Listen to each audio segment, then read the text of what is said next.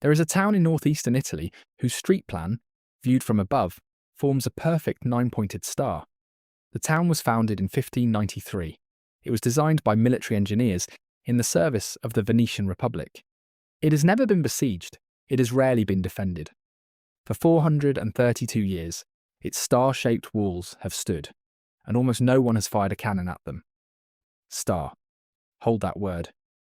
It is the word we have inherited for a particular architectural form that appears in stone and earth and brick across an enormous swath of the world between roughly the year 1500 and the year 1870. The form is precise, the geometry is consistent, the proportions are repeated, with small variations, across hundreds of sites on 5 continents.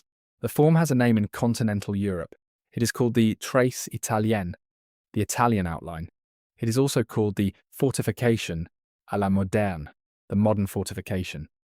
In English, it is called bastioned fortification, or more colloquially, the star fort. The conventional explanation for the form is military. The conventional explanation says that the star fort emerged in northern Italy in the late 15th century as a response to a new technology of war.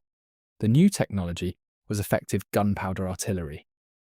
The old technology of war had been the high stone wall of the medieval castle, which had been built to resist scaling and battery rams. By the 1490s, the new bronze cannons of European armies could batter those walls down in a matter of days. Military engineers responded. They lowered the walls, they thickened them, they angled them. They added projecting bastions at intervals, designed so that the defending guns could cover every approach with crossfire. The result, viewed from above, looked like a star. That is the standard story. I learned it in school. You probably did too. It is in every textbook of military history.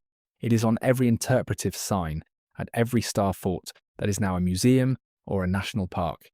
It is the version of the history that the institutions have agreed upon. It is also, I have come to believe, not quite sufficient. Let me tell you how I got here. I spent 6 weeks this spring at the Library of Congress in the Geography and Map Division, which occupies the basement of the James Madison Building on Independence Avenue in Washington. The Geography and Map Division holds, among many other things, the largest collection of historical fortification plans in the Western Hemisphere. I was not, when I went in, interested in star forts. I was interested in a question about cartographic conventions in the late Renaissance. I was reading my way through a series of 17th century military atlases, Vauban's published works, the Dutch fortification manuals of Simon Stevin and Menno van Cohorn, the Italian treatises of San Gallo and San Michele, looking for something else entirely. What I noticed somewhere in the 3rd week was a pattern that I had not expected. The pattern was this.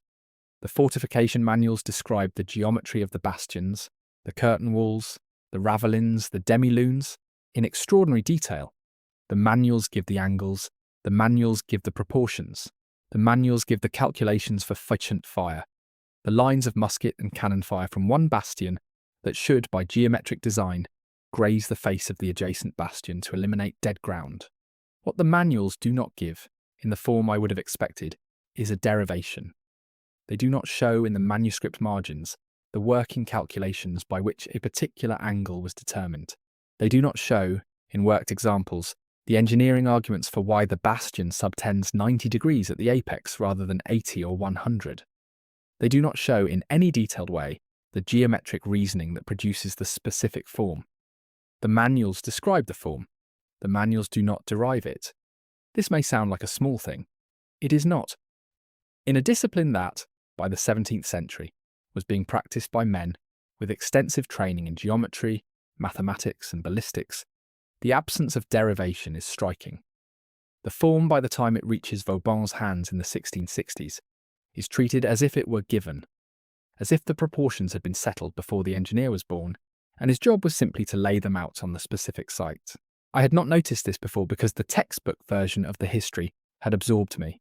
The textbook version says, the form emerged from a ballistic optimization. The textbook version implies the derivation was done at some point and then standardized. The textbook version does not require you to ask, when exactly was the derivation done? By whom? What documents preserve the working calculations? When I started asking those questions, the archive got quieter than I expected. I want to walk you through what I have found. You do not need to hold every fort. You do not need to track every angle. The walls have been standing for 300 or 400 years. They have time. Sit back. Let the lamp dim if you like. The stones at Palmanova, at Naarden, at Saint Augustine. They have been waiting. They are not going anywhere tonight. Let me start with Palmanova. Palmanova sits on the Venetian plain in northeastern Italy, about 60 miles east of Venice, near the modern Slovenian border. It was founded on October 7th, 1593, by decree of the Venetian Senate. The founding date was selected to commemorate the Christian victory at the Battle of Lepanto in 1571, which had occurred on the same calendar day. The town was designed from scratch as a single integrated project. The designers were military engineers in the service of the Republic of Venice. Their names are known. Their working drawings in part survive. The principal designers were Giulio Savorgnan, a Venetian military engineer who had served at Cyprus and in the Adriatic, and Vincenzo Scamozzi, a Byzantine architect who would later be known for his published treatise on Renaissance architecture. What they designed was extraordinary. The town in plan is a 9-pointed star. The points of the star are 9 bastions, equally spaced around a central polygon. The bastions are separated by curtain walls of identical length. Inside the curtain, walls runs a continuous moat. Inside the moat is a second ring of fortifications.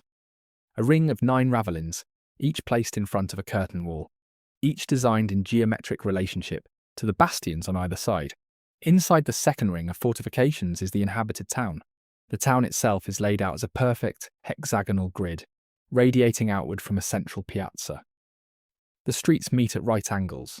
The blocks are of uniform size. The central piazza is a perfect hexagon.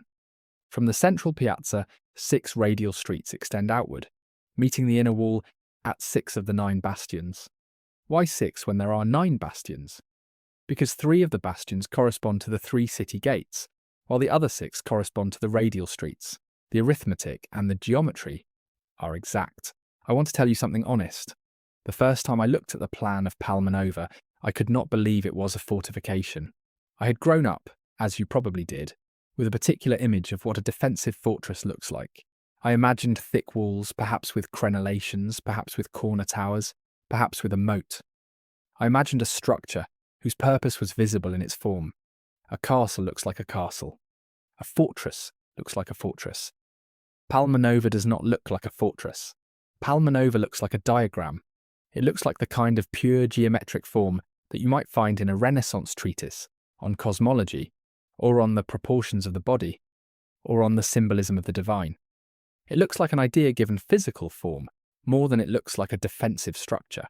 When I started reading the construction history, I learned that this was not a coincidence. The Venetian Senate, in commissioning the town, did not specify a defensive requirement. The plain on which Palmanova was built was already controlled by Venice. The closest hostile power was the Habsburg Empire, but the political relationship between Venice and the Habsburgs in the 1590s was one of cautious peace, not impending war. The strategic justification for an enormous new fortified city at this location was, in the surviving senatorial records, somewhat thin. The records, when they discuss the project at all, describe it in terms that emphasize symbolism more than military necessity. The 9-pointed form is described as having significance for the harmony of the design. The hexagonal interior is described in terms borrowed from architectural treatises on proportion. The construction is justified as a demonstration of Venetian engineering capability and as a permanent monument to the Republic. The records do not say, "We are building this fortress because we expect to be attacked here." The records say, "We're building this fortress as an exemplar." Palmanova was completed in stages over the following decades. It was never besieged. In the entire 432-year history of the town, the elaborate 9-pointed defensive system has been called upon to repel a serious military assault exactly 0 times. The town has been occupied by foreign troops on several occasions. The French took it briefly in 1797, during Napoleon's Italian campaign. The Austrians held it during the post-Napoleonic period. The Italian state absorbed it in 1866. None of these transitions involved a major engagement at the walls. The walls were, in every case, surrendered or transferred by negotiation. The geometric machine of fortification at Palmanova has never fired its guns in earnest. It has stood beautifully for 432 years, in a configuration that was supposedly optimized for a function it has never performed. I want to be careful here. The fact that Palmanova was never besieged does not mean it was not designed as a fortress. There are many fortifications in history that were built at great expense and never used. The expectation of a future siege is often justification enough for the construction, even if the siege never comes. What I'm observing about Palmanova is not that it was never used militarily.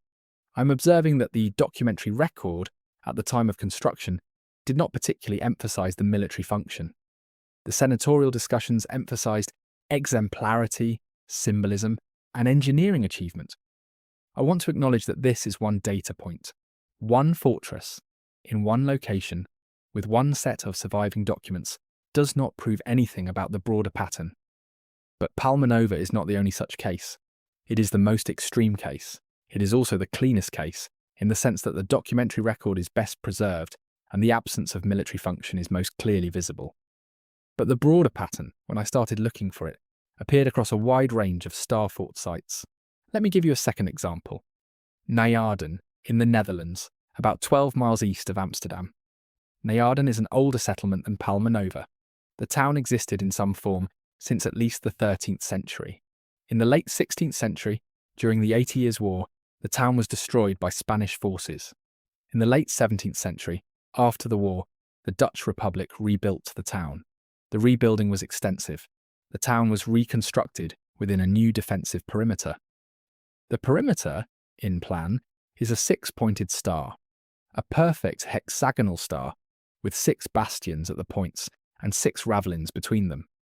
The construction was completed in stages between roughly 1675 and 1685. Naarden, like Palmanova, has not been besieged in its star fort configuration.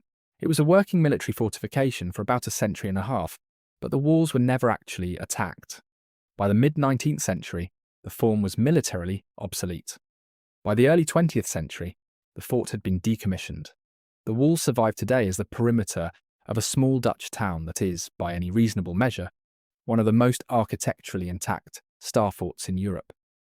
I have walked the walls at Naarden. I spent 3 days there in May. The masonry is precise. The angles are exact. The proportions from bastion to bastion are identical within the limits of human measurement. The masonry quality is not what I would expect for a structure whose only function is to absorb cannon fire. The stones are dressed, the mortar joints are tight. The geometry of the bastion faces is, in places, accurate to within centimetres across distances of dozens of metres. This is the work of stoneworkers operating at the upper limit of their craft. It is not the work of military engineers minimally satisfying a defensive requirement. I want to stop here and address something. I'm about to walk you through a series of observations about the geometry, the cost, the distribution, and the historical use of star forts. The observations taken together suggest to me that the standard military explanation for the form is incomplete. I want to be very clear about what I am not saying. I am not saying that the star fort had no defensive function. The defensive function was real. The geometry-efficient fire was a real engineering achievement.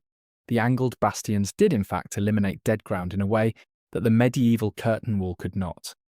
The form was, by the standards of 17th century artillery warfare, the most sophisticated defensive architecture available. I am not saying that the engineers who built star forts were lying about their intentions, or that they were participants in some kind of multi-century deception. I am not saying that star forts were definitely something other than fortresses. What I'm saying is that the standard military explanation does not fully account for several features of the form, features that are visible in the surviving structures, that are documented in the surviving records, and that have, in my view, not been adequately addressed in the conventional historiography. I am also going to tell you about an alternative reading of the form, which has been proposed by various researchers over the past century or so. The alternative reading is not, in my view, fully supported by the available evidence, but it raises questions that the standard reading does not raise, and I want you to be able to evaluate it. The alternative reading is that star forts were, in some sense, atmospheric energy collectors, structures designed to harvest the electrical potential that exists between the surface of the Earth and the upper atmosphere. I want to walk you through what that reading is, where it comes from, and what evidence it draws on. But before I do, I want to walk you through more of the standard archive, the documents, the geometry, the cost, the distribution, so that you have a clear picture of what we are working with. Let me describe Vauban. Sébastien le Prestre, Marquis de Vauban, was born in 1633 in a small village in Burgundy. He came from minor provincial nobility. He had limited formal education. He entered military service in his late teens, distinguished himself in siege operations during the French wars of the 1650s, and rose by the time of his death in 1707 to be the most influential military engineer in European history. Vauban personally designed 33 new fortresses for King Louis XIV. He remodelled approximately 100 existing ones. He participated, by his own count, in 53 major sieges.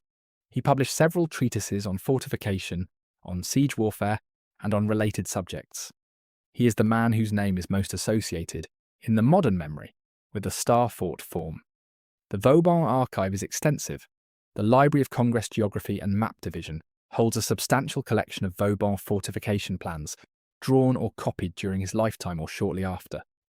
The Bibliothèque nationale de France, in its Cartes et Plans Division, holds the bulk of the original manuscript drawings, working sketches, and personal letters.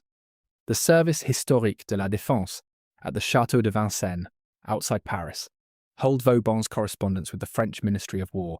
I have not been to Vincennes. I have spent time with the Library of Congress holdings, which include reproductions and copies of much of the Vincennes material, and with the digitised Bibliothèque nationale collection. What is striking when you spend time with the Vauban archive is the relentless practicality of the man. Vauban was not a mystic. Vauban was not a numerologist. Vauban was not a designer of symbolic geometric forms. Vauban was a working military engineer who, in his hundreds of letters and his thousands of drawings, addressed himself to specific tactical problems on specific sites. Let me describe one of those letters. It is dated June 17th, 1681. It is from Vauban to Louvois, the French Minister of War. The letter concerns the siege of Strasbourg, which the French would take by occupation in September of that year. Vauban is writing about the question of what fortifications to build at the new French frontier on the Rhine after Strasbourg becomes French. The letter runs to about 3,000 words. It is detailed. It is practical. It discusses specific terrain features at specific locations along the Rhine. It calculates the cost of construction. It addresses the question of how many men a given fortress would require to garrison and to defend. What the letter does not do, anywhere in its 3,000 words, is reflect on the broader meaning of the fortification programme. It does not say, we are building these fortresses because they represent a particular kind of state power. It does not say, we are building these fortresses because they embody a geometric principle that exceeds their strict military function. It does not say anything that goes beyond the immediate practical question of how to defend the new French frontier. The letter is the work of a man focused on a specific job. The job is large and the letter is detailed, but the job is contained within the framework of military engineering. The framework does not, in this letter, or in the others I have read, expand into broader reflection on the nature of what is being built. I want to give another specific example. In 1696, Vauban wrote a comprehensive memorandum to the king titled Mémoire sur les places fortifiées qui sont dans le royaume. The memorandum is a survey of every major fortress in France. It runs to several thousand pages. It analyses each fortress in terms of its current state, its defensive value, its cost of maintenance, and its strategic role within the broader French defensive system. The memorandum is, in its way, Vauban's masterpiece of analytical military engineering. It is also entirely practical. There is no passage in the memorandum where Vauban steps back and asks, why is this the form we are using? Why is the star fort, with its specific geometric proportions, the appropriate response to the threats we face? Are there alternative forms that we should consider? The form is assumed. The memorandum then proceeds to analyse the individual fortresses in their existing configurations, in terms of how they fit the strategic situation. This is the consistent character of the Vauban archive. The form is given. The form is applied. The form is optimised within itself. The form is not questioned. I have spent some time wondering why this is. One possible explanation is that by Vauban's time, the form had been in use for nearly 2 centuries. It had been refined by Italian, Dutch, and German engineers across multiple generations. It was, by 1660, the standard professional vocabulary of military engineering. To question the form would have been like a modern civil engineer questioning the use of reinforced concrete. Possible in principle, but outside the practical scope of the work. This explanation is plausible. It does not, however, explain why the original derivation, the work of the 15th and 16th century Italian engineers who first developed the form, is also largely absent from the archive. The earliest documented star forts in northern Italy, in the 1490s and 1500s, do not come with explanatory treatises. They come with execution.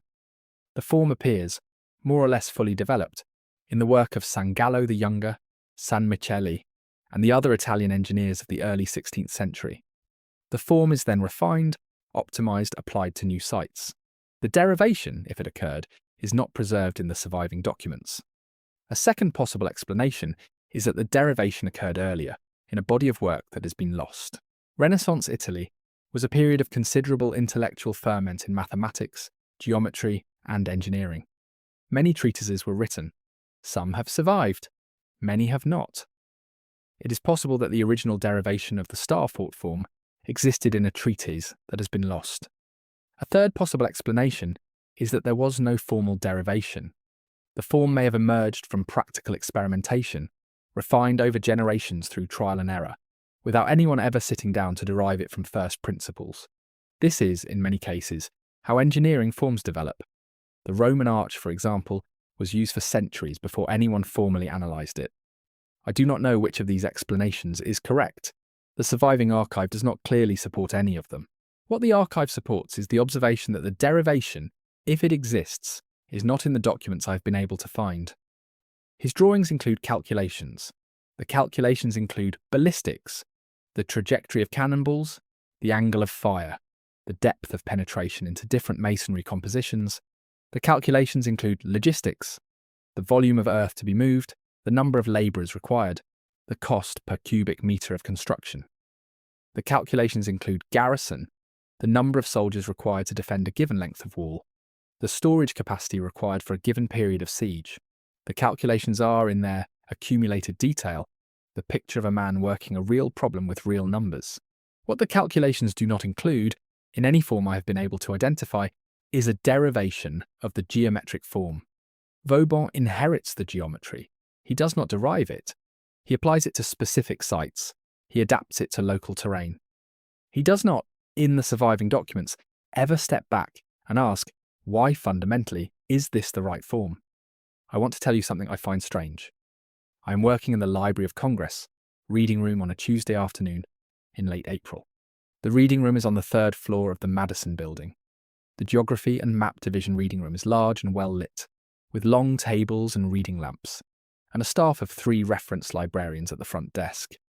I have requested, over the course of a week, more than 100 Vauban-related items. Among them is a portfolio of working drawings for the citadel at Lille, which Vauban designed beginning in 1667.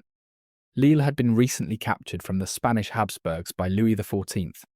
The citadel was to be the model of the new French defensive system, Vauban's first major commission as the king's chief engineer. The portfolio includes more than 20 drawings. There are site plans, elevations, sections, and detailed drawings of specific bastions and ravelins. There are annotations in Vauban's hand. There are corrections, second versions, third versions. What there is not, what I have searched for and cannot find, is a single drawing that demonstrates the derivation of the 5-pointed star form for the Lille citadel. The form is given. The drawings show how the form is applied to the specific site, how it is rotated relative to the river and the existing city walls, how the dimensions are scaled to the available ground. The drawings do not show why the form is a 5-pointed star, as opposed to 4-pointed, 6-pointed, or 7-pointed. That decision somewhere was made. Either Vauban made it and did not record his reasoning, or someone else made it before him and he applied it. The surviving documents do not say. I want to be careful about the absence of evidence. The absence of derivation in the Vauban portfolio does not by itself prove that no derivation was performed. It is possible that Vauban derived the form mentally, or in working drawings that have not survived, and then proceeded to the application drawings that do survive. It is possible that Vauban inherited the form, fully derived, from his Dutch and Italian predecessors, and that the derivation exists in their archives rather than in his.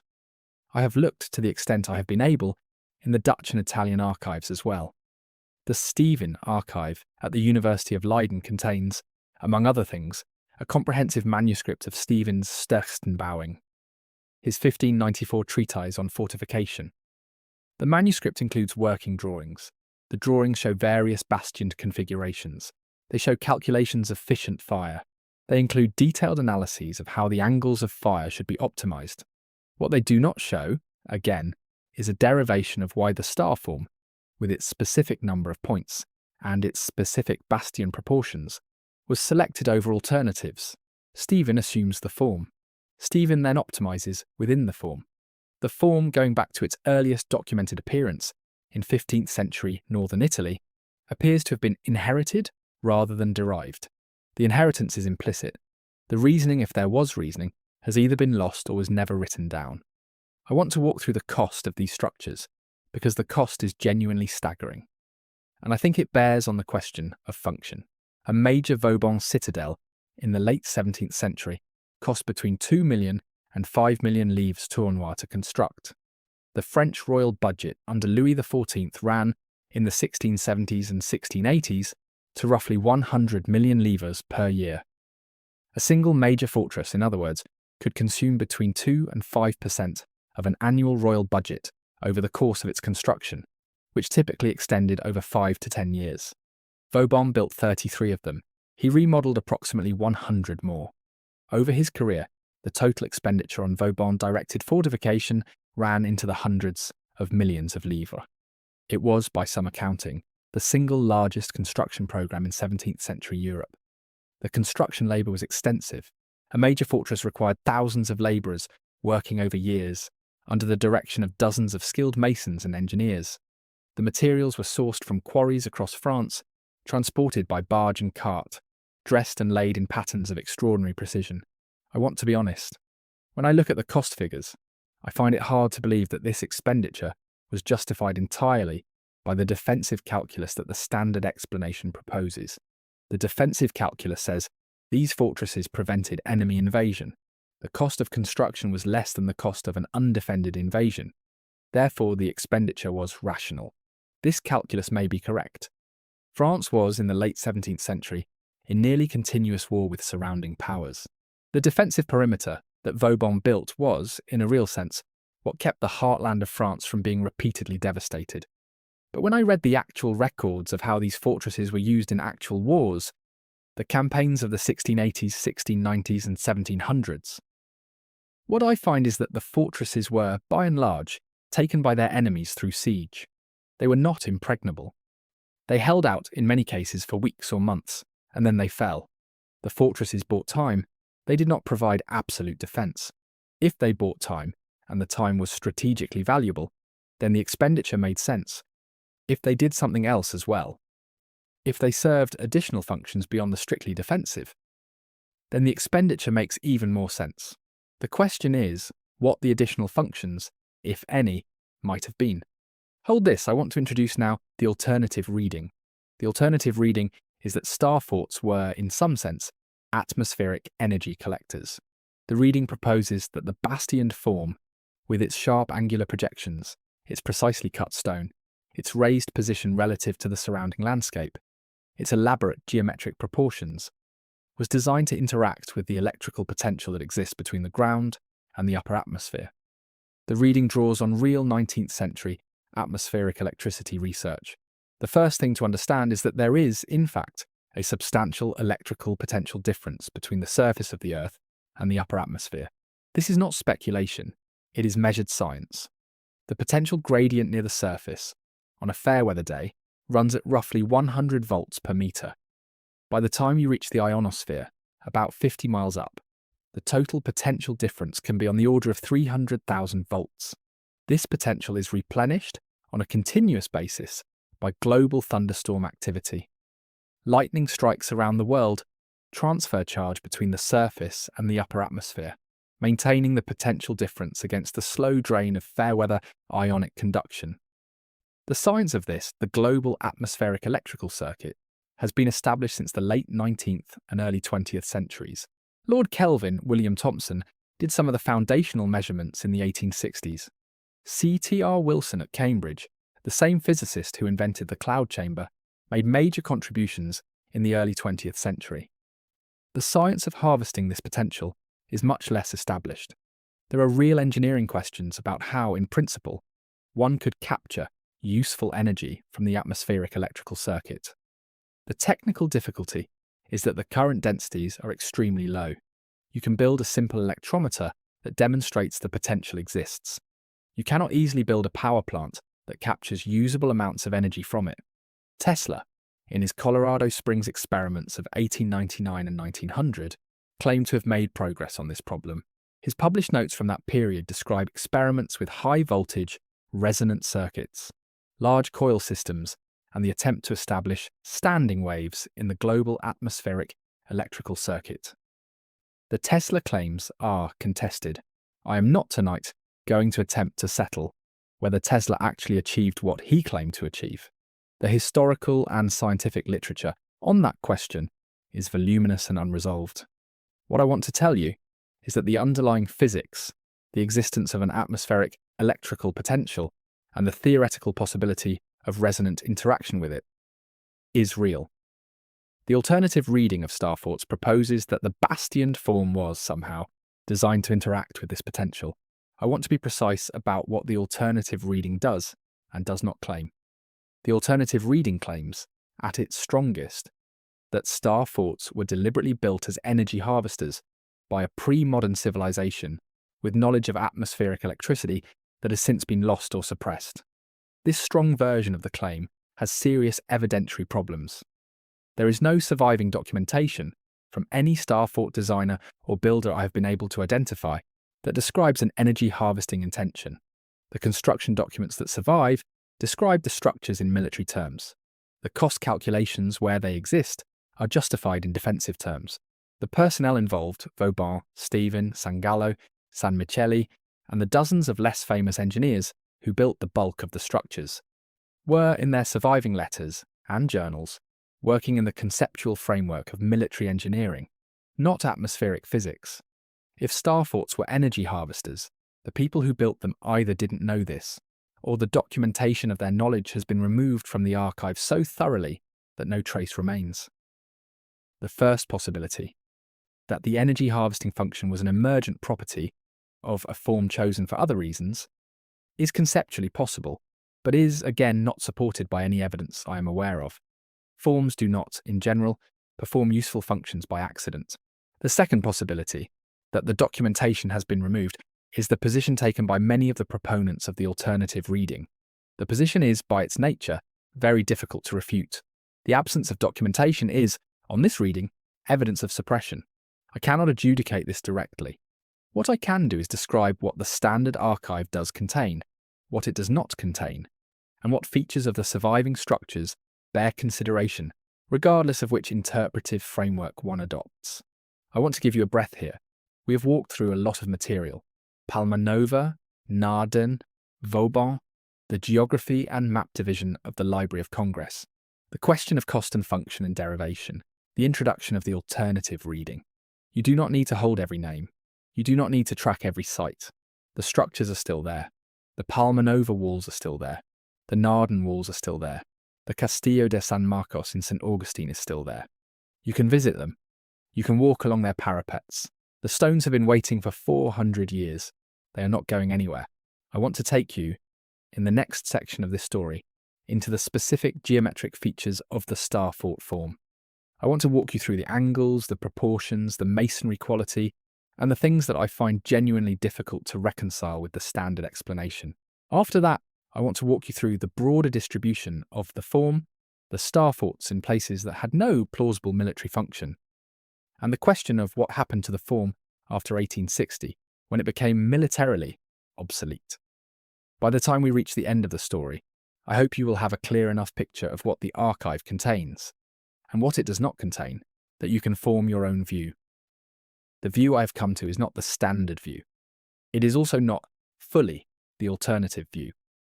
The view I have come to is that we do not, in 2026, adequately understand why these structures exist in the form they exist. Let me walk you through the geometry. The trace italienne, in its mature form by the late 16th century, consists of several elements. The first element is the curtain wall, a straight section of fortification, typically several hundred feet long, running between two bastions. The second element is the bastion itself, a four-sided projection from the curtain wall, with two faces, which extend outward and form a point at the apex of the bastion, two flanks which connect the faces back to the curtain wall, and an open gorge, which is the rear of the bastion, often without a wall, accessible from the interior of the fortress. The angles of these elements are not arbitrary. The face angle of a bastion, the angle at the apex between the two faces, typically runs between 60 and 90 degrees. 60 degrees gives a sharper, more pointed bastion. 90 degrees gives a more obtuse one. The choice is constrained by ballistic considerations. The bastion face must be angled so that incoming cannon fire strikes at a sufficiently oblique angle to glance off rather than penetrating, while the flanking guns in the adjacent bastions can still command the entire face. The flank angle, the angle at which the bastion flank meets the curtain wall, is more highly constrained. The flank must be perpendicular, or nearly so, to the line of fire from the opposite bastion's face. This requirement, when combined with the face angle and the curtain wall length, determines the entire geometry. The geometry, in other words, is highly determined. Once you fix the bastion face angle, the curtain wall length, and the efficient geometry requirement, the rest of the form falls into place. There are not many free parameters. This is, on the standard reading, a sign that the form was engineered. The constraints are real. The geometry is the optimal solution to those constraints. I want to make a slightly different observation. The constraints, as stated, are ballistic. They are about the trajectories of cannonballs and musket fire. But the form, in many of its actual realizations, includes proportions that go beyond what the strict ballistic optimization requires. The face length of the bastions, for instance, is typically much longer than the minimum ballistic requirement would dictate. The flanks are similarly elongated. The curtain walls are often longer than they need to be to maintain mutual flanking coverage. The form, as built, is more elaborate than the minimum defensive specification. The elaboration is consistent. The elaboration repeats across sites built by different engineers in different centuries on different continents. The elaboration, in a strict cost-benefit framework, is hard to justify on defensive grounds alone. Let me give you specific numbers from one site. Suomenlinna is a sea fortress in Helsinki harbour, in Finland. It was begun in 1748 by the Swedish crown, when Finland was part of Sweden, to defend the eastern frontier against the Russian Empire. The original Swedish name was Sveaborg. After the Russian conquest of Finland in 1808 to 1809, the fortress was called Viapori. After Finnish independence in 1917, it took the name Suomenlinna. The fortress occupies 6 islands in the harbour. The total construction spans about 2 square kilometres. The fortification system includes more than 200 separate structures. Bastions, curtain walls, ravelins, casemates, magazines, barracks, storehouses, and the auxiliary works that connect them. The masonry quality at Suomenlinna is exceptional. I spent 4 days there, in 2 visits over the course of this project, walking the walls and photographing the masonry joints. The blocks are dressed granite. The joints are cut to tolerances that, in the surviving original masonry, are routinely within 5 millimetres, across faces of more than a metre. The bastion faces, which extend for hundreds of feet, are laid in courses whose horizontality, measured over their full length, is within centimetres. This is not approximate work. This is the work of master stoneworkers operating at the top of their craft over a period of decades, on a site that consumed the labour of thousands of soldiers and conscripted workers. The cost of construction, in the surviving Swedish royal records, was the largest single construction expenditure in Swedish history to that date. It was justified in the records as essential to the defence of the eastern frontier against Russia. The fortress was, in 1808, taken by Russia after a relatively brief siege. The masonry that survives today is, in the sections that have not been damaged or restored, identical in proportion and quality to the original. The form has held up across 2 centuries of weather, occupation, and use. I want to pause and acknowledge something. I've been describing things in a way that may make it sound like I think the star forts were obviously something other than fortresses. I do not think that exactly. What I think is that the star fort form is a remarkable architectural achievement that has been explained in the conventional historiography in terms that are technically correct but possibly incomplete. The technical correctness is the ballistic optimization. The possible incompleteness is everything else. The cost, the elaboration, the deployment in non-military contexts, the consistency of proportion across sites where local engineering practice would have produced more variation, and the absence of derivation in the surviving documents. I think the form is genuinely puzzling. I do not think it is puzzling because of a single hidden conspiracy. I think it is puzzling because the standard explanation has been adopted and has stuck in a way that has discouraged the asking of certain follow-up questions. The follow-up questions, when you ask them, do not have clean answers in the archive. Now let us return to the question of the alternative reading. I want to walk you through what would be required for the atmospheric energy reading to be correct. For star forts to function as atmospheric energy collectors, several things would have to be true. First, the form would have to have some physically plausible mechanism for interacting with atmospheric electrical potential. The bastioned shape, with its sharp angular projections, does in fact have some properties that, in atmospheric electrical terms, are interesting. Sharp projections concentrate electrical fields. This is the well-known point effect that explains why lightning rods are pointed. A multi-bastion structure, with its multiple sharp angular projections, would, in principle, concentrate atmospheric electrical potential at the apex of each bastion. Second, the form would have to have some mechanism for capturing or using the concentrated potential. Here the proposal is less well supported. Star forts are made of stone and earth, which are generally poor conductors. They do not contain, in their documented construction, the kind of conductive infrastructure, wires, metal grids, copper plates, that you would expect in a deliberate energy harvesting structure. Third, the form would have to be associated, in some way, with the actual use of harvested energy. Star forts are not, in their documented use, associated with energy applications. They are associated with garrison, with administration, with siege defence. The first of these, the physical plausibility of field concentration at the apex, is real in a limited way. The second and third, the capture mechanism and the use, are not well supported by the archival record. That is the honest assessment of the atmospheric energy reading. The reading rests on one real physical observation, field concentration at sharp projections, and a series of inferential claims that go beyond what the archival record supports. I want to give you a breath. I have been walking you through this story for a long time, and I've been making careful distinctions between what the evidence supports and what it does not. The careful distinctions are necessary because the popular literature on this question, much of which I have read in the course of preparing this account, does not make those distinctions.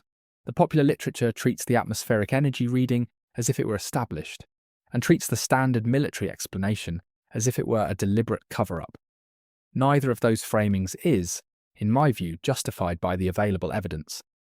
The standard military explanation is not a cover-up. It is a real engineering account, supported by extensive documentation, that explains a substantial portion of what the star fort form does. The atmospheric energy reading is not established. It is a speculative reframing, supported by limited physical plausibility, and by the gaps in the documentary record that proposes an additional function for the form. What sits between the two is a question I find genuinely interesting and that I do not know how to fully resolve. The question is, what would account for the consistent elaboration of the form beyond the minimum military specification across sites built by different engineers in different centuries on different continents, in conditions where the military justification is sometimes thin? I do not know. I want to give you a breath here before we move further. We have walked through the question of Vauban's archive, the absence of derivation in the surviving documents, the cost of construction, the question of whether the cost is fully justified by the defensive function. We have walked through Palmanova, Naarden, Suomenlinna. We have introduced the alternative reading and acknowledged its evidentiary problems. The story has more to it. There is the question of distribution, where the star forts were built, and why they were built in some places where the defensive justification is hard to see. There is the question of post-obsolescence. What happened to the form after 1860, and what the survival of the form into the modern period might tell us about its non-military function. But I want to slow down. The walls are not going anywhere. The archive is not going anywhere. You do not need to track every detail.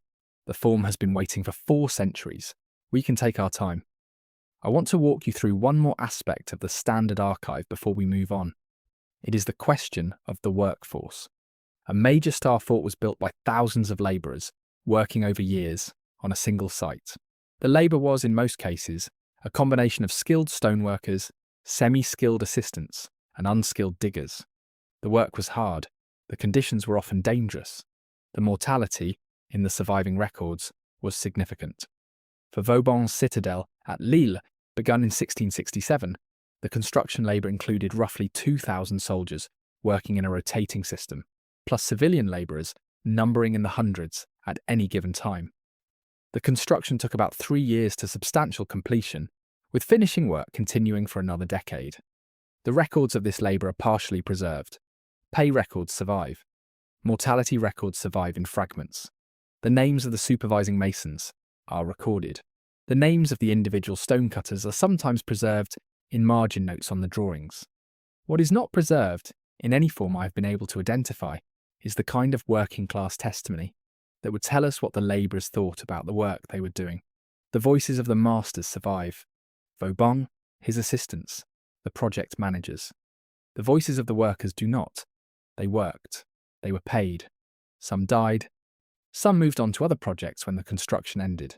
They left behind, in most cases, no written record of what they did or what they thought about it. This is, I want to note, normal for the period. Working-class testimony from the late 17th century is rare in any field. The absence is not specific to star fort construction. It is a general feature of pre-industrial European archival practice. But it means when I describe the star fort archive as silent on certain questions, that the silence is comprehensive. It is not just that the engineers do not reflect on the form. The workers also do not testify to what they were building. The form in its archive is described from one point of view, the supervising engineers, and not from any other. Hold this. I want to walk through a few more sites before I bring this to a close. The Castillo de San Marcos in St. Augustine, Florida, was begun in 1672 and completed in 1695 by the Spanish crown.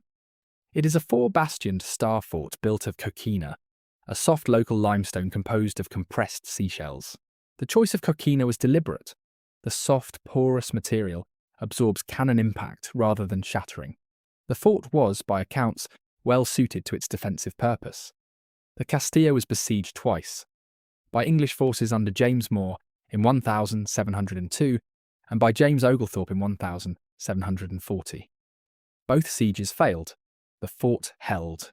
The Castillo is, in some sense, the clearest case for the standard military explanation. Here is a star fort that was built for defensive purposes, that was actually used defensively, that performed its defensive function. I want to be careful not to overstate my case. The standard military explanation is supported, in this and many other cases, by the actual historical record. What I have been pointing to, the cost, the elaboration, the deployment in non-military context, the consistency of proportion, is a pattern that does not contradict the military explanation, but that, in some sites, sits in tension with it. The Castillo de San Marcos is not a tension case. It is a clean confirmation of the standard view. Palmanova is a tension case. Suomenlinna, in some respects, is a tension case. The form is doing one thing in St. Augustine, and possibly something else in northeastern Italy. I want to walk you through the broader distribution of star forts before we move on. The Tres Italienne form, between roughly 1500 and 1860, was built in places ranging from the Atlantic coast of Europe to the Pacific coast of the Americas, from northern Russia to the southern tip of South America, from the Cape of Good Hope to the islands of Indonesia. It was deployed by every major European colonial power, in every region they reached. The deployment was, in some places, militarily clear. The fortifications at Cartagena de Indias, on the Caribbean coast of what is now Colombia, were built to defend a Spanish treasure port against repeated English, French and Dutch attacks. The fortifications at Quebec on the St. Lawrence were built to defend the heart of New France against British advance from the south. The fortifications at Havana, at Veracruz, at Manila, at Goa, at Macau, all were built in locations where the military justification was real, and the historical record of attempted attacks bears it out. The deployment was, in other places, considerably less clear. There are star forts on small islands in the South Pacific that, in their entire history, never encountered a serious military threat. There are star forts deep in the interior of North America, hundreds of miles from any frontier where a major engagement was conceivable. There are star forts in regions of Asia, where the colonial powers had no realistic prospect of a peer military challenge. The form in these cases was applied to sites where its strict military function was difficult to justify. I want to give you specifics. The Spanish, in the late 16th and early 17th centuries, built star forts at a number of locations in the Philippines. The largest, at Intramuros in Manila, was a major defensive complex with extensive bastioned walls. Manila was a real strategic asset, the terminus of the Manila galleon trade between Asia and the Americas, and the military justification for major fortifications was substantial. But the Spanish also built smaller star forts at locations across the Philippine archipelago where the strategic value was less clear. The fort at Iloilo, on the island of Panay, is one example. The fort at Cebu is another. These were not, in any obvious sense, strategic nodes that required major fortification. They were administrative posts in regions where the Spanish faced no peer military competitor. The forts were nonetheless built. They were built in the trace Italian form. They were built with the same geometric proportions as the major European fortresses, scaled down to local size. They consumed significant local labour and material resources.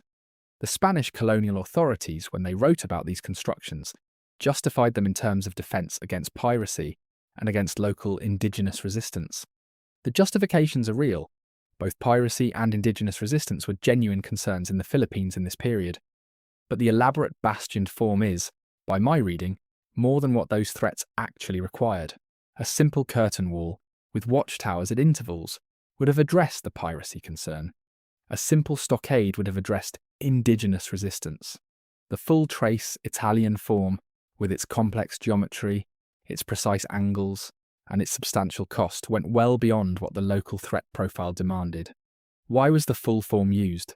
The standard explanation is institutional inertia. The Spanish military engineering establishment had standardized on the trace italienne. The engineers trained in the form were the ones available for colonial assignments. When they were sent to the Philippines, they built what they knew how to build. This explanation has merit. Institutional inertia is real. Engineering practice does, in many fields, get standardized in ways that exceed local optimization. But the explanation does not fully account for what was actually built. A standardized engineering practice would have produced a simplified application of the form, adapted to the reduced local requirement. What the Philippine forts show, in the cases I have examined, is the full form, geometrically complete, executed to high masonry standards. The elaboration was, on the standard explanation, gratuitous. The elaboration was, nonetheless, performed. I want to give one more example of the distribution question. The Dutch East India Company, during its dominant period in the 17th and early 18th centuries, built dozens of fortifications across its trading network. The headquarters at Batavia, in what is now Jakarta, was a major fortified complex. The fortifications at Galle, in Sri Lanka, at Pulicat in southern India, at Malacca in the Malay Peninsula, at the Cape of Good Hope in southern Africa.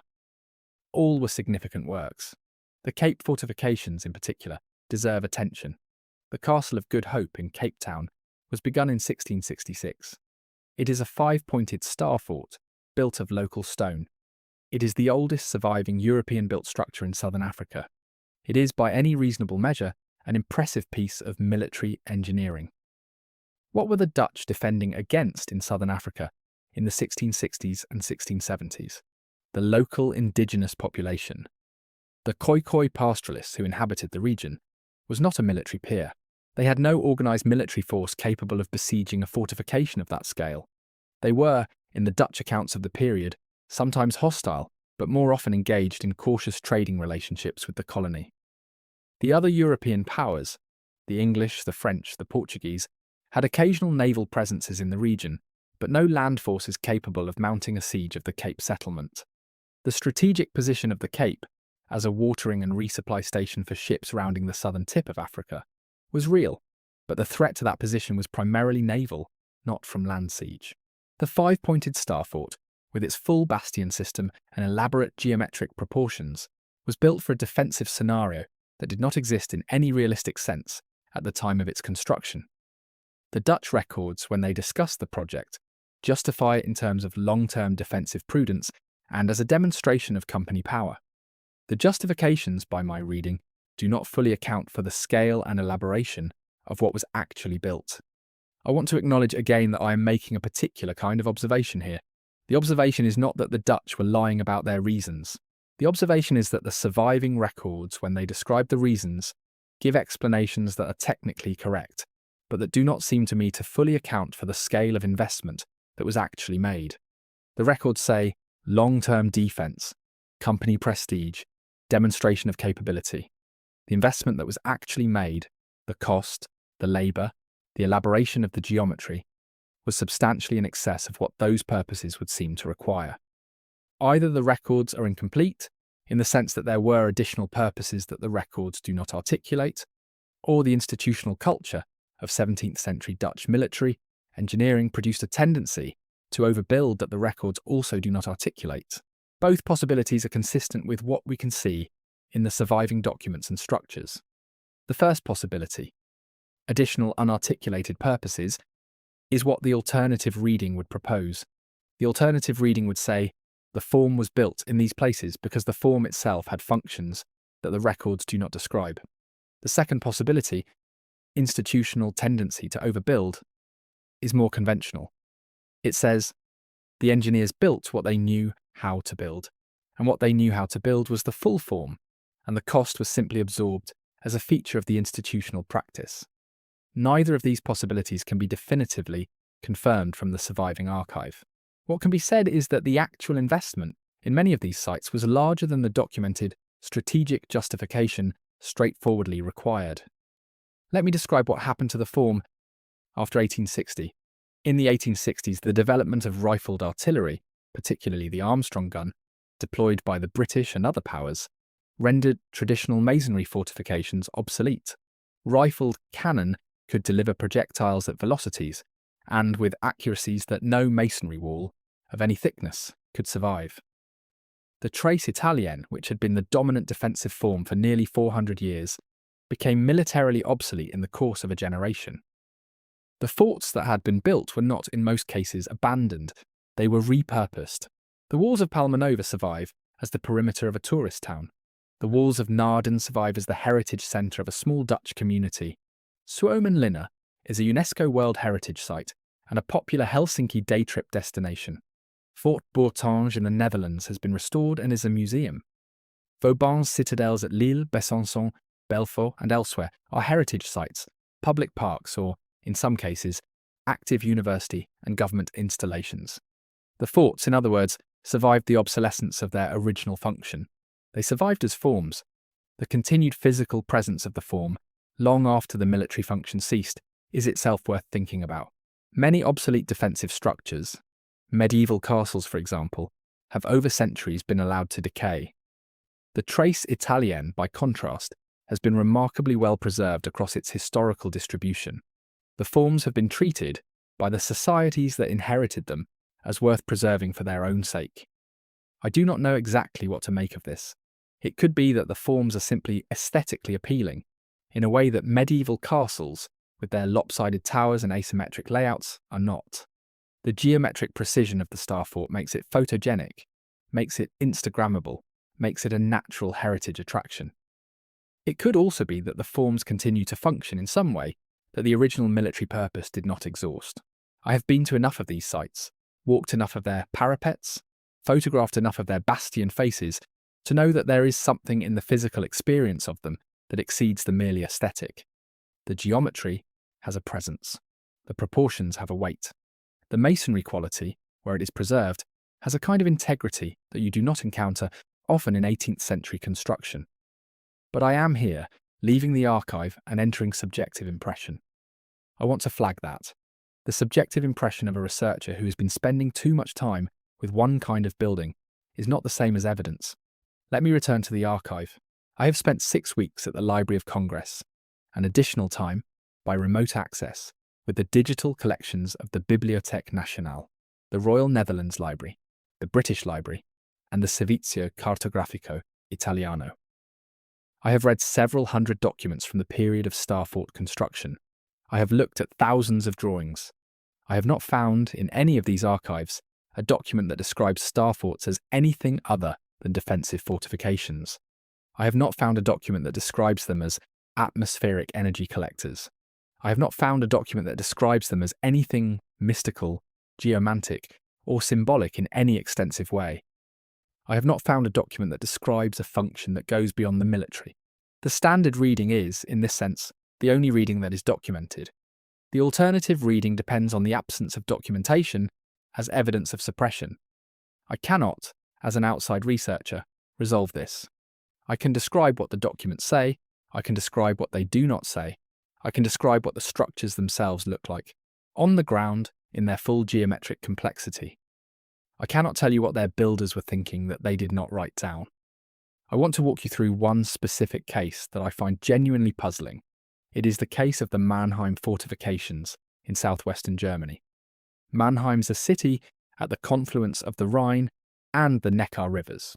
In the early 17th century, the local elector, Frederick IV of the Palatinate, commissioned a star fort defensive system to surround the existing city. Construction began in 1606. The plan, in its mature form, called for a fully bastioned perimeter with 7 major bastions, ravelins, and an elaborate moat system. The geometry of the Mannheim fortifications was particularly elaborate. The bastion proportions are unusual, with longer than typical faces and tighter than typical flank angles. The masonry in the surviving fragments is of high quality. The fortifications were partly destroyed during the 30 Years' War, partly rebuilt afterward, and partly destroyed again during the French wars of the late 17th century. Various phases of reconstruction continued through the 18th century.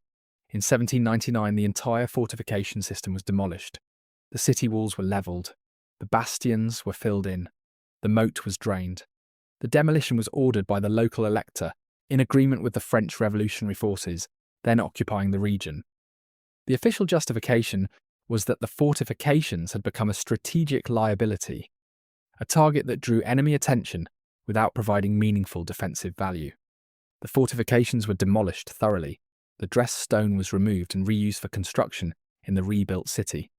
The earthworks were levelled. Within a generation, the physical traces of the system were largely gone. What survived in part was the street plan. The streets that had run along the inside of the fortifications were preserved. The radial pattern of access streets was preserved. The traces of the bastions in some places became small parks. The city today retains the rough outline of the 17th century fortifications in its street pattern, even though the walls themselves are entirely gone. I find this case interesting because it shows what happens when a star fort is deliberately demolished. The form, even when removed, leaves a ghost in the urban fabric. The street pattern preserves what the walls did not. I also find it interesting because the surviving records of the Mannheim fortifications, like the records of so many other star forts, do not preserve the original derivation of the form. The records describe the construction phases, the costs, the political negotiations around the work. The records do not, as far as I have been able to find, derive the specific proportions used at Mannheim from first principles. The proportions were chosen.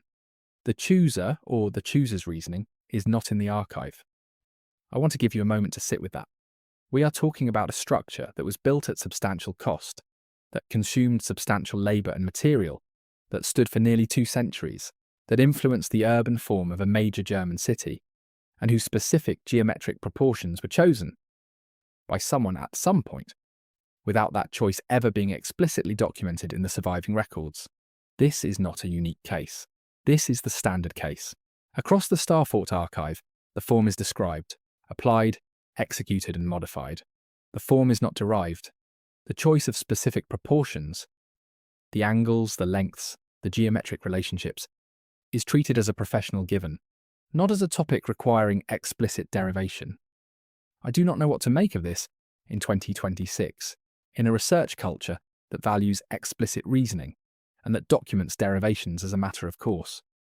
The early modern engineering culture worked differently. It worked through master-apprentice transmission.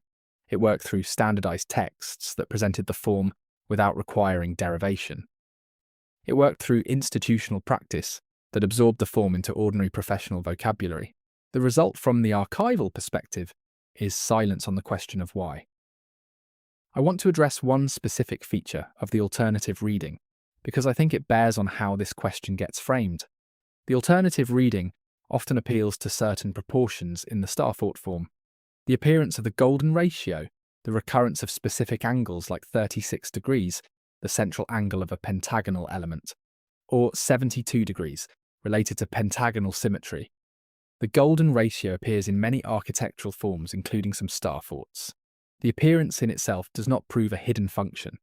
The golden ratio appears naturally in many geometric constructions, including some that have no particular significance. Renaissance architects were aware of the golden ratio and used it in their architectural compositions. Its appearance in Starfort proportions, where it appears, is consistent with what we know about Renaissance architectural practice. The 36-degree and 72-degree angles, similarly, appear in pentagonal and decagonal Starforts. They are mathematical consequences of pentagonal symmetry. They do not, in themselves, indicate a hidden function. What the alternative reading sometimes proposes is that these angles correspond to resonant frequencies in atmospheric electrical phenomena. This is a more specific claim, and one that is, on the available evidence, not well supported. The resonant phenomena of atmospheric electricity, what physicists call the Schumann resonances, have characteristic frequencies in the range of 8 to 50 Hz.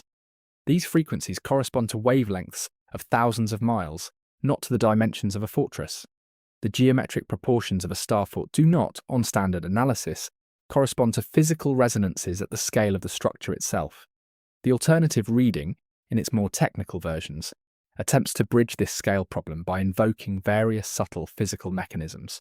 The bridging is, in my view, not adequately supported by the physics literature. I want to be honest about that, because I have been trying to give the alternative reading a fair hearing. And a fair hearing has to include the parts where the reading does not hold up well.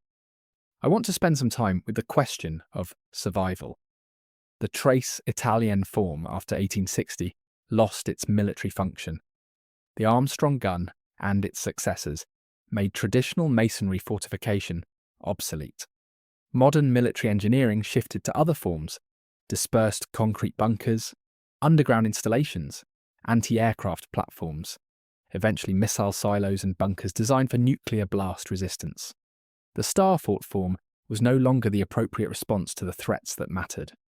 In a strictly rational economic framework, the obsolete fortifications should have been demolished.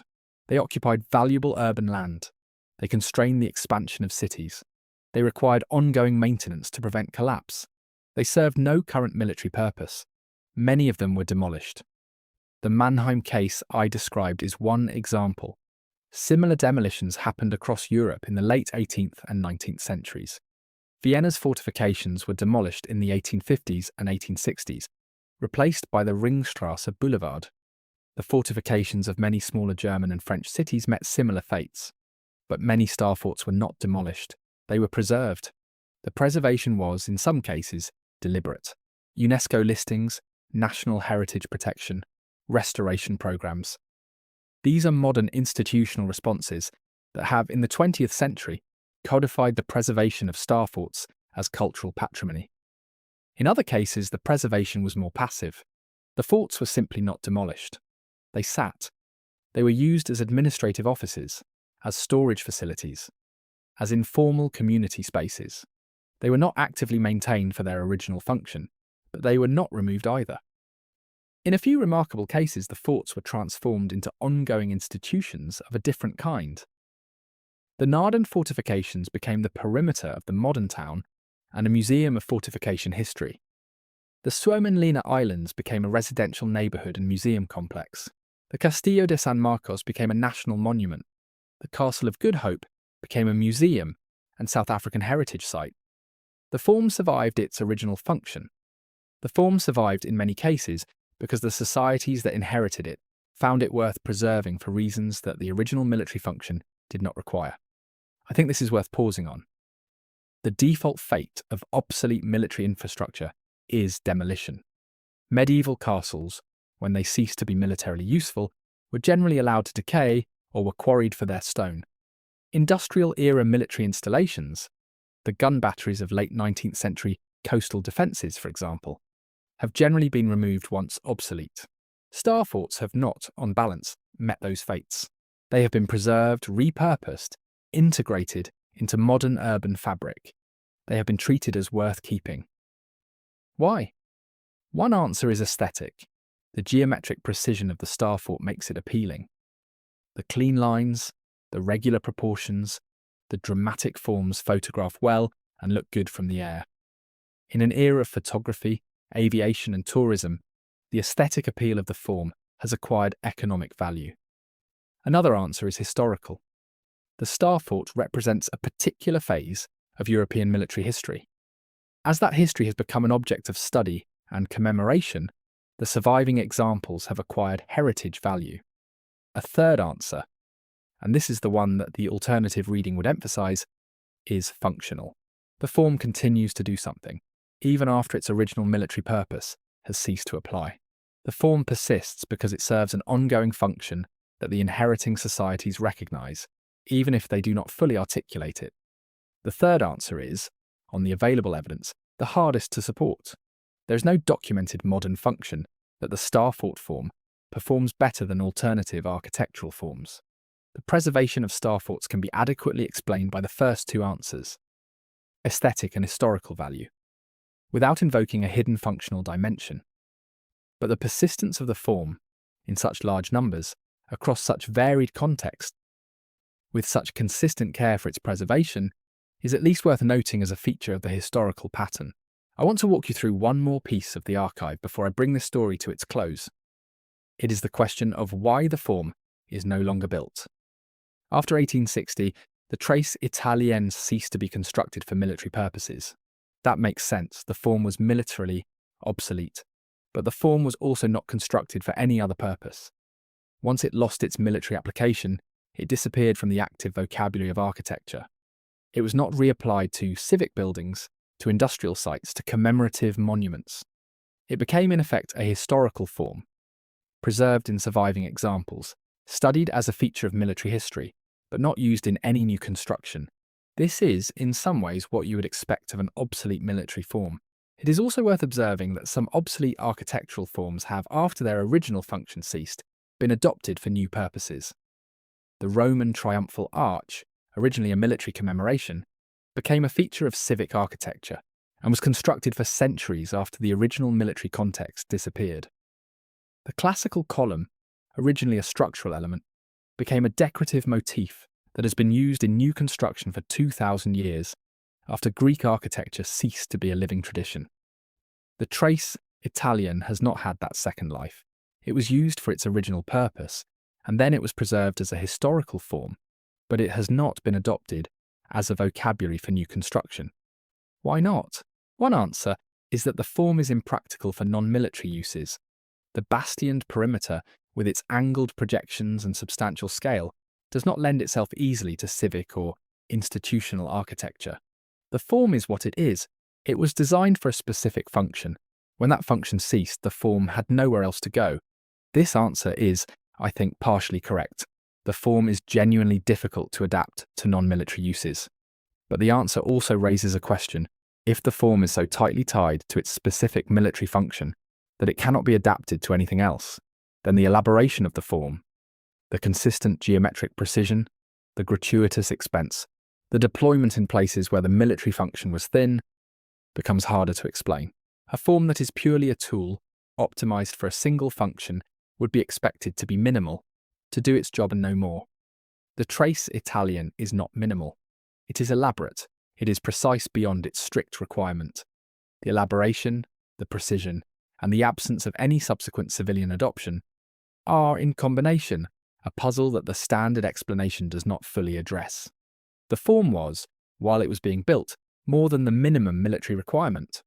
The form has been, since it stopped being built, less adapted to non-military uses than other obsolete architectural forms.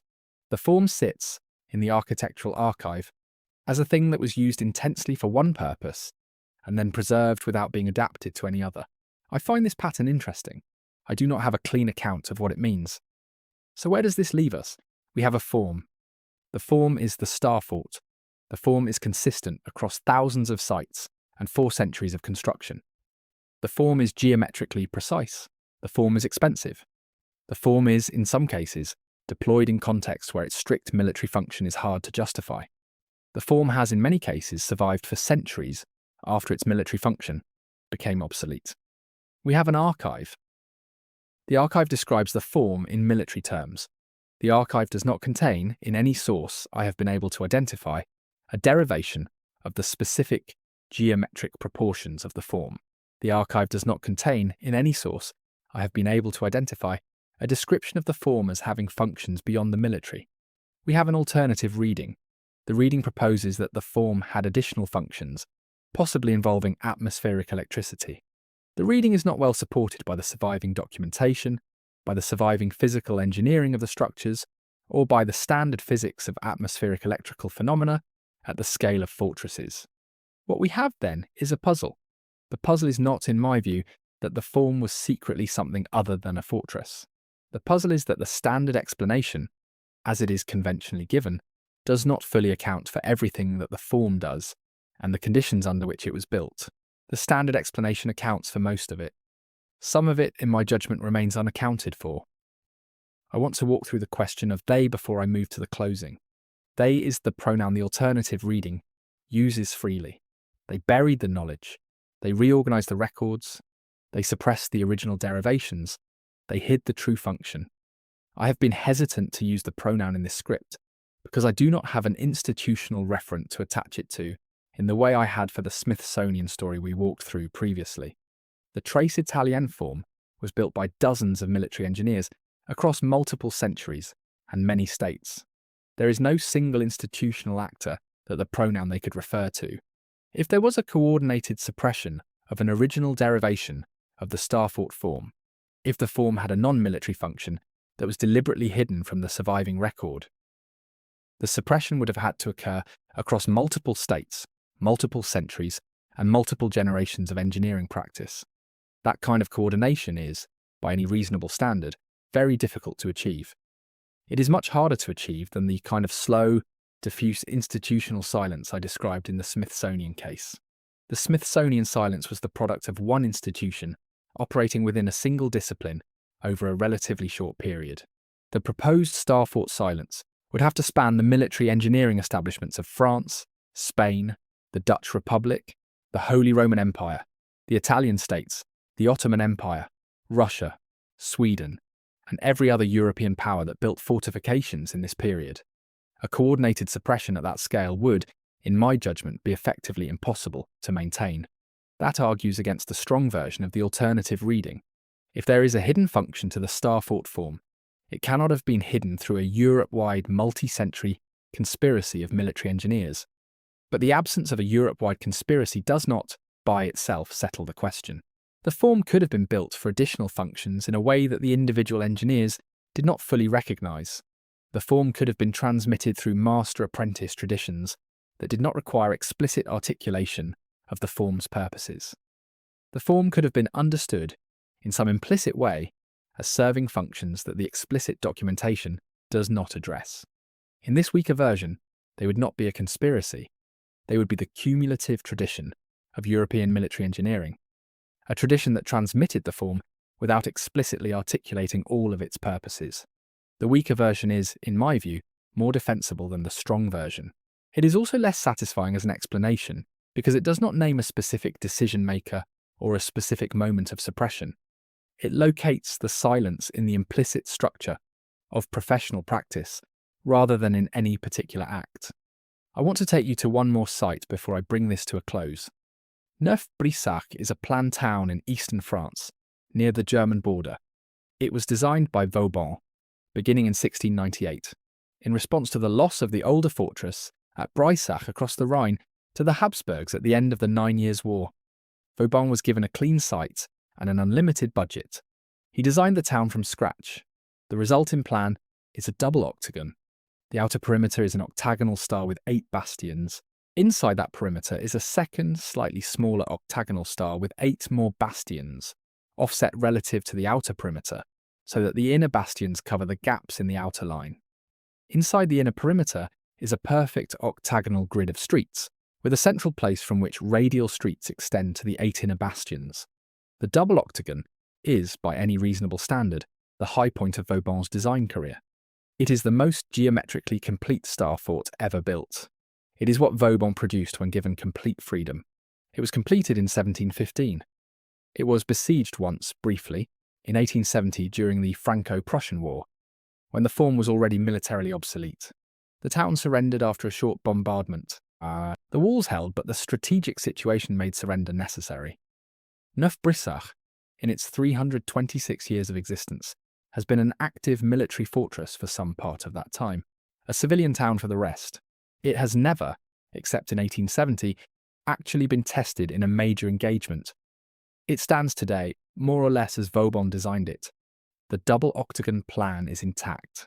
The bastions, the curtain walls, the ravelins, the demi-lunes, the covered ways, they are all there. You can walk the perimeter in about an hour. I have walked it. I spent 2 days there last summer. The town inside the fortifications is small and quiet. The plan is regular. The streets meet at right angles. The central place is a perfect octagon. The radial streets head outward toward the 8 inner bastions. What you notice, walking the streets, is the geometric purity of the place. What you do not notice, what is in fact completely invisible, is the military function for which Neuf-Brisach was supposedly built. There is no enemy on the horizon. There is no plausible threat that the walls are defending against. The Rhine, a few miles to the east, is a quiet river crossed by ordinary bridges. The German border is a quiet border. The town is a tourist site. What is visible is the form itself. The form as a form is what survives. I have come to think about this differently than I did when I started. When I started, I thought I was going to write something that either supported or debunked the alternative reading. I thought the question was, were star forts atmospheric power stations? Yes or no? I do not think that is the right question. I think the right question is, what was the form for? The form has many functions. It is defensive. That is the function the records describe. It is also symbolic in some cases. Palmanova was built in part as an exemplar. It is also expensive in a way that ordinary defence does not require, suggesting that the cost served additional purposes beyond strict defence. It is also remarkably persistent, surviving across centuries, across uses, across the obsolescence of its original military function. The form does work that the standard explanation accounts for partially. The remaining work, what the form does beyond strict defence, is what the standard explanation does not adequately address. The alternative reading proposes one specific account of what the additional work is. I do not think the alternative reading is correct in its specifics. I also do not think the standard reading is complete. What sits in the middle is, in my view, a question that has not been adequately worked on by professional architectural historians or by anyone else. The question of why these forms exist in the configurations they exist, beyond what is strictly required for ballistic defence, is a question that the conventional historiography has tended to absorb into the defensive explanation without fully examining whether the defensive explanation is sufficient. I want to say one more thing about the archive. I have spent 6 weeks in the Library of Congress and additional time in other archives, working through Vauban, Stephen, Sangallo and the rest. The amount of documentation is enormous. The documentation is, in the main, military engineering documentation. What the documentation does not include, as I have noted, is derivation. The form is treated as given. What the documentation also does not include is the kind of philosophical or theoretical reflection that would tell us what the engineers thought they were doing in the broader sense. Vauban wrote technical treatises and policy papers. He did not write architectural philosophy. Stephen wrote mathematical treatises. He did not write about the meaning of geometric form. The Italian engineers of the late 15th and early 16th centuries left even less reflective material. What we have is the working notes of men who were doing a job. What we do not have is their reflections on why the job had the shape it had. The absence of reflective material is, I think, what has allowed the standard explanation to ossify. The engineers did not articulate in their surviving writings the broader significance of what they were building. The historiographers, working with what the engineers did right, have concluded, reasonably, that the broader significance is what the technical writings emphasize. Defense. If the engineers thought the broader significance was something else, something they did not write down, or that has been edited out of the surviving record, we have no good way to recover that from the archive as it stands. I want to give you a breath here. We are nearing the end of tonight's story. I want to take you back, briefly, to where we started. Palmanova, the 9-pointed star in the Venetian plain, founded in 1593 to commemorate a battle, built by engineers in the service of the Venetian Republic, designed with a precision that exceeded what the strict military requirement demanded, used in the 4 centuries since as a place that has never been seriously besieged. The walls of Palmanova are still there, they are intact. They form today the perimeter of a small Italian town with a population of about 5,000, mostly involved in agriculture and tourism. The town inside the walls follows the hexagonal, radial plan that Savognant and Scamozzi laid out in 1593. The bastions, the ravelins, the curtain walls, the moat. They are all there. You can visit Palmanova. The town is about 90 minutes by car from Venice. The fortifications are a UNESCO World Heritage Site. The interpretive signs explain that the fortress was built to defend against a Habsburg invasion that never came. The interpretive signs do not address why, in 1593, a fortress of that scale and that geometric elaboration was deemed appropriate for a frontier that had been peaceful for decades and would remain peaceful for centuries. The interpretive signs do not address why the form, once chosen, was elaborated to a level of geometric precision that exceeds anything strict military requirements would have produced. The interpretive signs do not address the question of what other functions the form, in addition to its military function, might have served. The interpretive signs do what they are designed to do. They give visitors the standard explanation. The standard explanation is technically correct as far as it goes. It does not go all the way. I want to spend a moment with the question of what the alternative reading does for us, even when it is wrong in its specifics. When I started this project, I expected to dismiss the alternative reading and confirm the standard one. By the time I finished my 6 weeks at the Library of Congress, I had come to a different position. The alternative reading is wrong, in my view, in many of its specific claims. The atmospheric energy hypothesis, in particular, is not well supported by the surviving documentation, the surviving structures, or the standard physics of the relevant phenomena. But the alternative reading is right about one thing. It is right that the form deserves more careful attention than the standard explanation has given it. The standard explanation, by absorbing all the explanatory work into the military engineering frame, has had the effect of closing down further inquiry. If the form is fully accounted for by ballistic optimization, then there is nothing more to investigate. The form is what it is, for the reasons the textbook gives, and the question is settled. The alternative reading, by raising the possibility that the form has additional functions, has had the effect of opening the question back up. The alternative reading is, in my view, wrong about the specific additional function it proposes. But the question of whether there are additional functions, whether the form does work that the standard explanation does not capture, is, I believe, a real question that has not been adequately addressed by the conventional historiography. In that sense, the alternative reading has performed a service.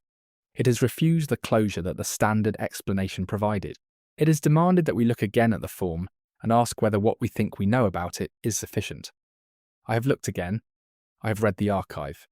I have walked the sites. I have measured the proportions where I could measure them. I do not have a positive account of what the additional functions might be. I have, however, become convinced that there are aspects of the form, the cost, the elaboration, the deployment in non-military context, the persistence after obsolescence, that the standard explanation does not fully address. That is, in the end, what I have to offer, not a positive account. An observation that the negative account, the one that says nothing more needs to be explained, is itself inadequate. I do not know what star forts were for in the full sense. I know what the standard explanation says they were for. I know what the alternative reading says they were for. I know that neither account fully satisfies me, given the time I have spent with the form and with the archive. What I have come to, in the course of this project, is the conviction that the question has been more or less closed by the conventional historiography in a way that does not match the complexity of what the form actually is. The closure has been comfortable because the standard explanation is technically defensible. The closure has also, I believe, prevented the asking of certain follow-up questions that the form and its history both invite. The follow-up questions are, in some cases, the ones the alternative reading raises. In some cases, the alternative reading provides answers that I find unsatisfying.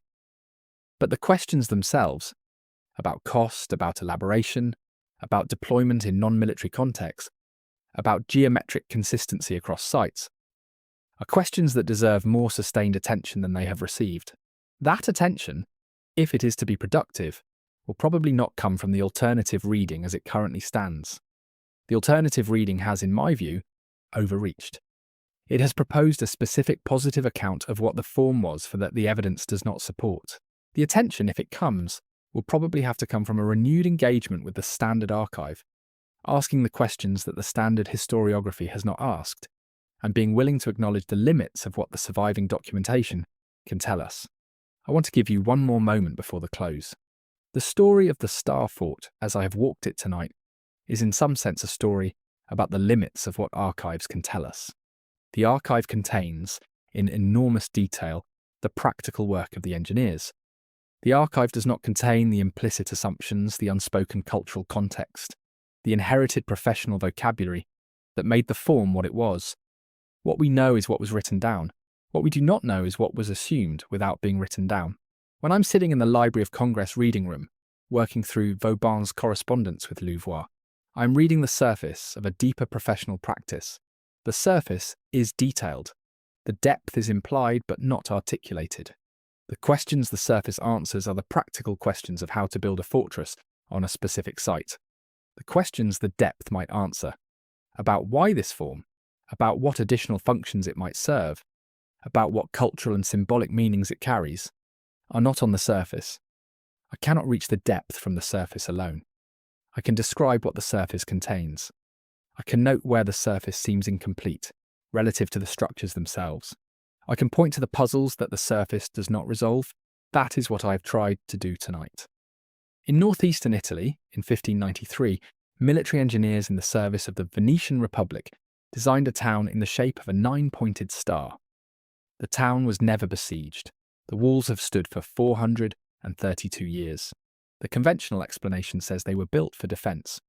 The evidence, the cost, the geometric elaboration, the absence of derivation in the surviving documents, the deployment of the same form in dozens of places where defence was not the obvious requirement, does not, in my view, sit easily with the conventional explanation alone. What other functions the form may have served, the surviving archive does not say. The records describe one purpose, the geometry suggests several. The walls in their patience are still standing. They are not going anywhere tonight. You can visit them. You can walk along their parapets.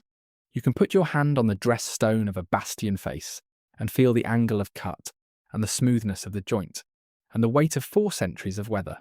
The stone has been waiting. It will continue to wait in the form that it took, in the configuration that someone, Savournian, Scamozzi, or someone before them whose name we have not preserved, gave to it on a particular day in the late 16th century, for reasons that the records describe in part and do not describe in full. I have been sitting with this story for about 4 months now. I came to it expecting one thing. I found again another. I came to it expecting to dismiss the alternative reading and confirm the standard one. What I found was that the alternative reading is, in its specifics, not well supported, but that its underlying intuition, that the standard reading does not fully account for the form, is a defensible position. I came to it expecting the archive to be clean. What I found was that the archive is full and consistent on the technical engineering of the structures, but is strikingly empty on the question of why the specific form was selected and elaborated to the degree that it was. I came to it expecting to be able to settle the question. What I found was that the question, properly understood, may not be settleable from the archive as it currently exists. What can be said is what I have said tonight. The form is what it is. The records describe what they describe. The structures stand where they stand. The puzzles that remain, about cost, about geometry, about deployment, about persistence, are real puzzles. They have not been fully explained. They may, in some sense, not be fully explainable from the surviving materials. I want to give you one more breath here. We have walked through Palmanova, Naarden, Vauban's citadels, Suomenlinna, the Castle of Good Hope, the Philippine forts, the Mannheim demolition, the question of why the form survived its military obsolescence. We have considered the standard explanation and the alternative reading. We have considered what the surviving archive says and what it does not. You have been patient with this story. The story has had a lot of moving parts. Many of the parts have not resolved cleanly. That is the honest condition of the archive. The archive does not give clean resolutions. The archive gives documents, structures, gaps, patterns. It is up to the reader to sit with what is there and what is not, and to come to whatever provisional view the materials support. My provisional view, after this work, is that the standard explanation accounts for most of what the form does, and that some portion of what the form does, the elaboration, the cost, the deployment in non-military contexts, the persistence, is not fully accounted for by the standard explanation. What that unaccounted for portion is, I cannot tell you with confidence. I can tell you it is there. The walls of Palmanova are still standing. The walls of Naarden are still standing. The walls of Suomenlinna are still standing. The walls of Neuf-Brisach are still standing. The walls of the Castillo de San Marcos in St. Augustine, of Fort Bourtange in the northern Netherlands, of Lille and Besançon and Belfort and the dozens of other Vauban projects in France, of the Italian fortresses at Palmanova and Lucca and Sabbioneta, of the Dutch fortresses at Heusden and Coevorden and Naarden, of the New World fortresses at Cartagena and Havana and Quebec and Louisbourg. They are all still standing. I have walked many of them. I have not walked all of them. There are too many for any single researcher to visit in a lifetime. But the ones I have walked have shared a quality that the photographs do not fully convey. The form on the ground has a presence. The stones, dressed to tolerances that 19th century craftsmen could not have improved on, have a kind of permanence that earthen embankments and wooden palisades do not. I want to describe one specific thing I noticed. At Naarden in the Netherlands, I spent a morning walking the inside perimeter of the fortifications. The inside path runs along the back of the bastions, between the bastion gorges and the inner ring of the town. It is a narrow grass walkway, lined with old trees about 2.5 kilometres long. At several points along the walk, the path crosses what would have been, in the original military configuration, a sally port, a gated opening through which defending troops could exit the fortress to counterattack. The sally ports are now mostly closed up, with the original stonework preserved but the gates removed. At one of the sally ports I stopped and put my hand on the stonework. The stone was cool. The cut of the blocks was precise. The joints in the 400-year-old masonry were still tight. I am not a stoneworker. I do not have the trained eye that can distinguish the quality of 17th century masonry from 18th century masonry, or from modern restoration. What I could tell, standing there, was that the work had been done with great care. The care in the masonry exceeds what a strictly military function would have required. A defensive wall does not need to have tight joints. It needs to be solid. A defensive bastion does not need precision cut blocks. It needs mass. The strictly military requirement is for thick, heavy, blast-absorbing construction. The strictly military requirement is not for precision craftsmanship. What I was looking at the sally port, was precision craftsmanship. The craftsmanship, taken in isolation, could be explained as a feature of the period. 17th century Dutch stoneworkers were, by training and tradition, careful in their work.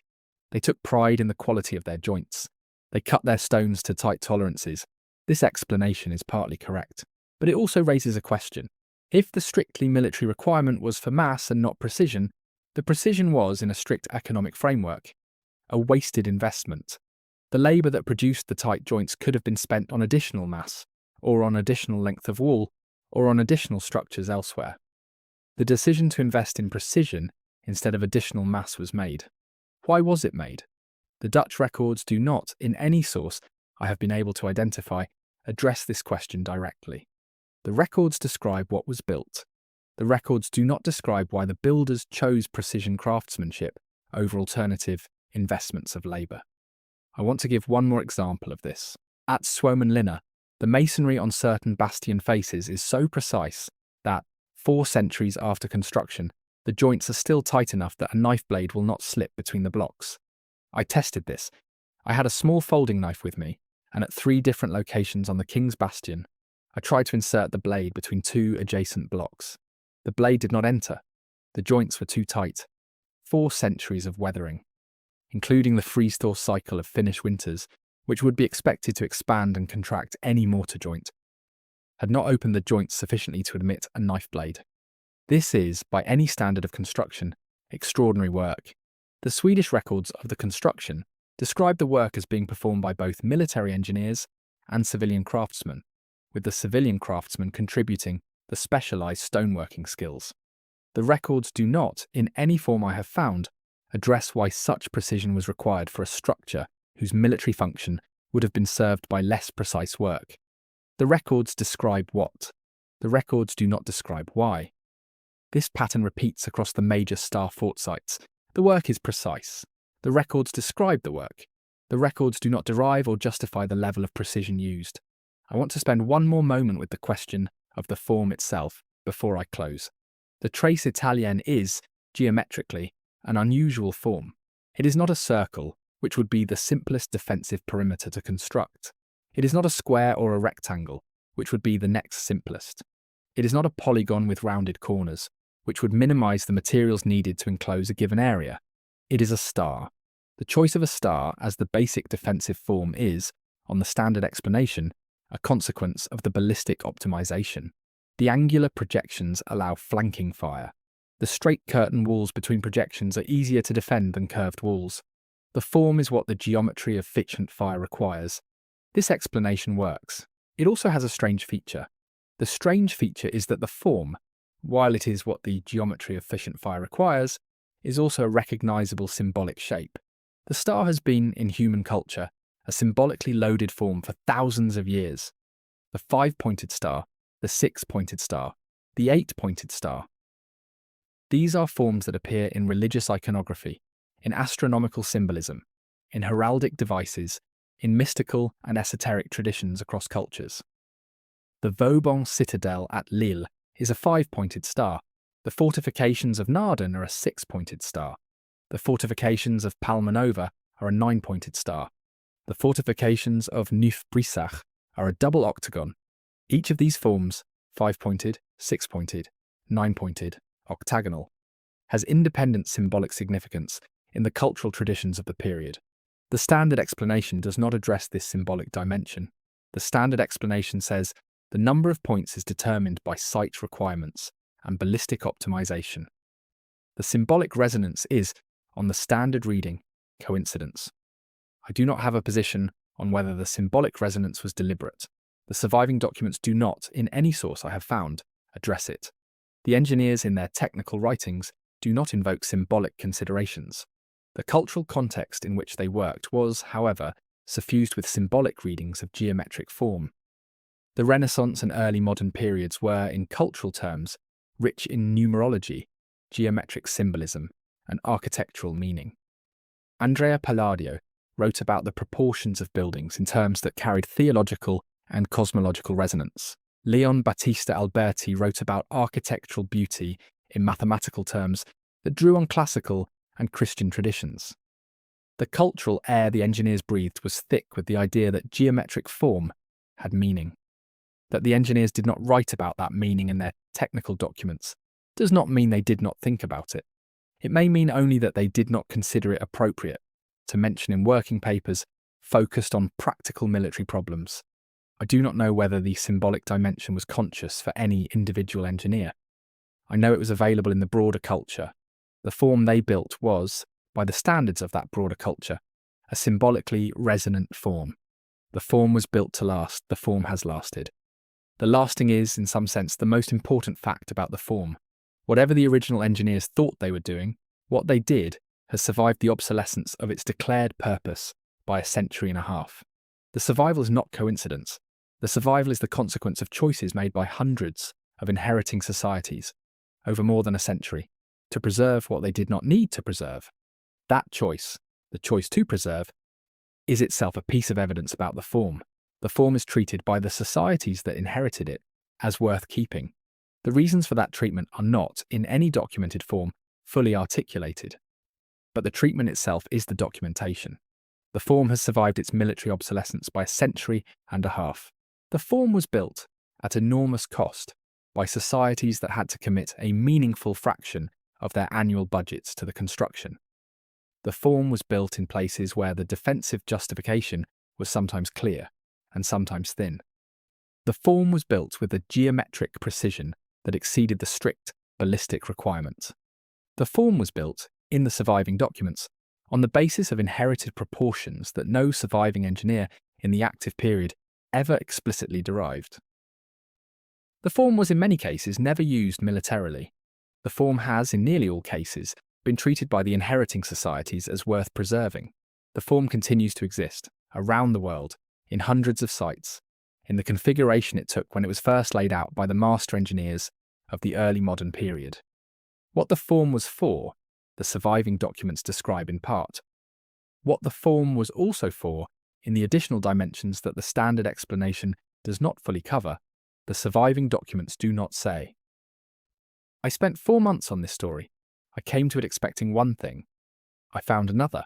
I do not think starforts were atmospheric power stations.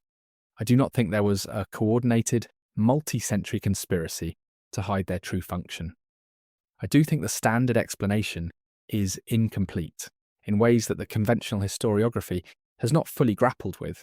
The completion of the explanation, if it ever comes, will probably require a kind of integrated work that crosses architectural history, military engineering, atmospheric physics, and the history of science. That kind of integrated work is rare. The disciplines that would need to collaborate are organized in different ways, work to different incentive structures, and rarely share the same conferences or journals.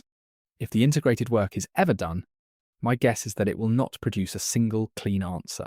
It will produce instead a more textured understanding of why a particular architectural form persisted for 4 centuries, was built at enormous cost across 5 continents, was elaborated beyond its strict military requirement in ways that the surviving documentation does not fully explain, and has been preserved by inheriting societies long after its declared function ceased.